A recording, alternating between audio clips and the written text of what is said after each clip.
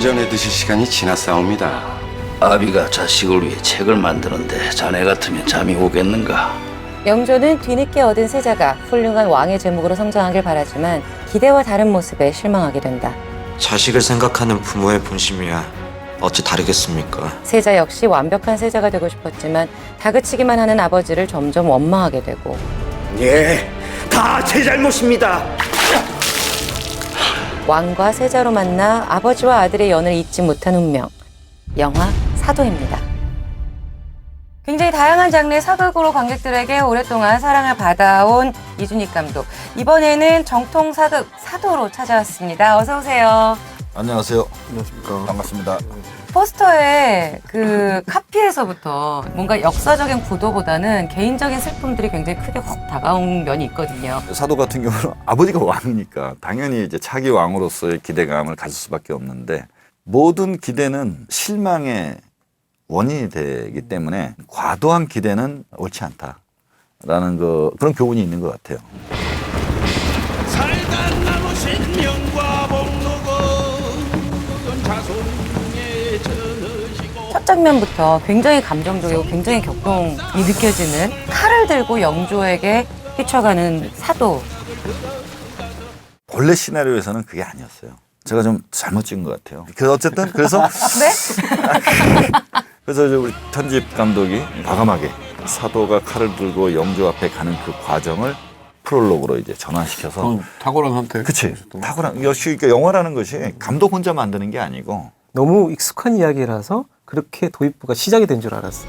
물론 그것도 있죠. 그것도 있는데 사도는 8일 동안의 현재가 계속 이어지는 사이에 56년 동안 3대에 걸친 이야기를 담으려다 보니까 어쩔 수 없이 결정적인 순간들에 안배가 된 거죠. 영화 사도를 이야기할 때 두 배우의 이야기를 빼놓을 수가 없거든요. 게다가 지금 유아인 배우는 계속 치고 올라오는 분위기죠. 유승환 감독한테 전화했잖아. 야 고맙다. 만득이라는 영화에서 그 유아인이 안에 뭔가 불덩이를 하나 갖고 있는 그런 느낌 있잖아요. 저걸 한번 터뜨리고 싶다. 실제로 그래서 어떤 인터뷰를 보니까 심지어 그런 말까지 했더라고요. 나는 이때까지 이 사도라는 영화를 향해서 걸어왔던 것 같다. 현장에서도 송강호 씨랑 유아인 씨랑 이렇게 있잖아요. 같이 잘 안 있어. 대화도 안 해. 오케이입니다. 그러니까 카메라 밖으로 나오면 한 이렇게 떨어져 있어. 20m씩. 근데 아무 말도 안 하는데 그 중간에 그 공기가 팽팽한 그게 아마 유아인 스스로 현장에 왔을 때는 온전하게 사도로 있다 간다. 그걸 끝나는 날까지 한 번도 멋있어요, 진짜. 저는 씩하고 사도에서 다들. 이제 그 송강호란 배우가 진짜 위대한 배우구나. 왜냐면 이제 그 나이의 변화에 따라 가지고 어떤 눈빛의 어떤 총기, 목소리의 톤이 이렇게 변화하는 연기를 보여주셨는데 영빈, 자네가 충신일세. 내 편은 자네뿐이야. 내 편은 자네뿐이야. 숙소가 이제 제 바로 앞방이에요. 앞방이면 새벽에도 목소리 연기를 하는데 연습을 하는 거지. 이 성대를 상체기를 내는 거야. 이거 인간 문화재. 아마 배우가 목소리뿐이 아니라 눈빛, 또 자세 이런 거에 다 철저하게 준비해서 현장에서 보여준 거라고 봐야죠. 그 벤자민 버튼의 시간을 그치, 거꾸로 거꾸로 간다라는 영화 보면은 Good day, Miss Ford. 브래드 피트가 되게 넓은 영역대 연기를 했는데 그거는 이제 녹음할 때나 이렇게 믹싱할 때 되게 테크닉을 많이 썼다고 하더라고요. 아, 그래요? 근데 이제 이거는 다 현장음이야. 배우가 직접 이렇게 하니까 이 레벨이 도대체 어디까지 가려고 이분이 이러시나. 저는 이 영화에서 가장 좋았던 것은 사도 서자가 겪는 의대증에 대한 묘사입니다. 네. 네.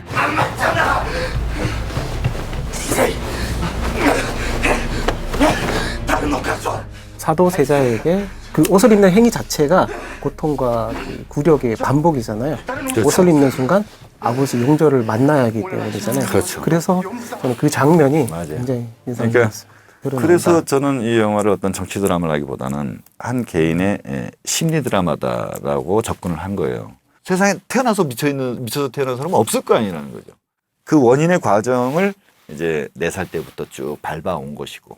태어나면서 미쳐있는 사람이 있겠느냐라는 말이 참 슬프네요. 굉장히 많은 관객분들이 저희 시사할 때 훌쩍훌쩍 우시더라고요. 그럴 그 수밖에 김정수 없어요. 편집장님 엄청 울었대요. 그러실 것 같아요. 자식 누님. 있습니까? 없습니다. 아버님 계십니까? 네. 눈물이 났던 이유는 이것은 나란 일이 아니고 집안일이다. 사약을 내리게 되면 역적이 되고 그렇죠. 또 자결을 하게 되면 맞아요. 또 세자로서부터 맞아요. 직동시킨다는 이런 얘기들이 있는데 집어넣어라. 그런 아버지와 아들의 관계조차도 정치적인 그 어떤 테두리 안에서 그럼요. 움직이기 때문에 그 장면들이 저한테는 굉장히 좀 비극적이었어요. 그렇죠. 역시 맞습니다. 평론가세요? 김종철 편집. 알아요. 아니 그러니까 좀 좋아서 하는 말이지. 저는 이 영화를 보고 딱 느꼈던 게 예체능 쪽에 재능이 있는 거를 굉장히 싫어하는 아버지가 전형적인 성공을 시키고 싶어하는 그런 아들과 아버지의 얘기로도 읽혔거든요. 그래서 학부형들이 되게 보고 뭔가 크게 느낄 수 있는 영화가 아닌가. 아, 그래서 쿡 찍혔나 봐요. 제가 그 케이스잖아요. 그렇지. 저의 아쉬운 점을 얘기하겠습니다. 영조와 사도세자의 어떤 어떤 부자 관계에 집중하다 보니까 비극적인 사건에서 주변 인물들은 뭔가 좀 단절돼 있다는 느낌이 들거든요. 형의 공으로 칼을 든 것 같습니다, 어머니. 지상전하께서 화를 다 가실지도 모릅니다.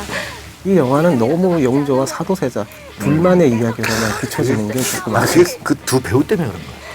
두 배우가 워낙 흡입력이 있으니까 그 주변의 다른 인물들도 사실은 침착하게 성심껏 전달을 했다고 감독으로서 여기는데 송강호 유아인이 워낙 세니까 근데 그거는 그러니까 편집장님 생각에는 저는 좀 반대인 게 사도와 영조에게 더 확 몰려서 보고 싶은 순간에 사실 감독님이 계속 묘사를 해주세요. 보면 때로는 그냥 이 두 명의 얘기로 그냥 확 폭주를 할 텐데 다 감독님 한 번씩 주시더라고요. 사실은.